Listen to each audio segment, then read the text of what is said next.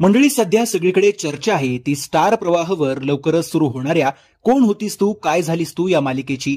गिरीजा प्रभू आणि मंदार जाधव ही टेलिव्हिजनवर गाजलेली जोडी पुन्हा एकदा या मालिकेच्या निमित्तानं एकत्र येणार आहे. कोकणातील कावेरी आणि मुंबईत राहणाऱ्या यशची गोष्ट या मालिकेमध्ये पाहायला मिळणार आहे. या मालिकेच्या कथानकाचा खुलासा करणारा नवीन प्रोमो नुकताच रिलीज करण्यात आला आहे.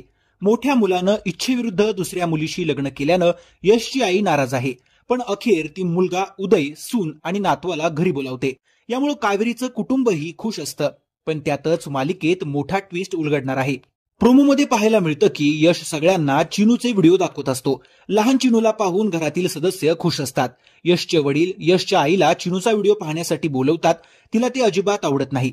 ती काही बोलणार त्यापूर्वीच घराचं दार उघडतं आणि एक तरुणी हातात लहान बाळाला घेऊन उभी असते. यशची आई आणि यश पुढे येतात. यशची आई कावेरीला उदय कुठे आहे असं विचारते.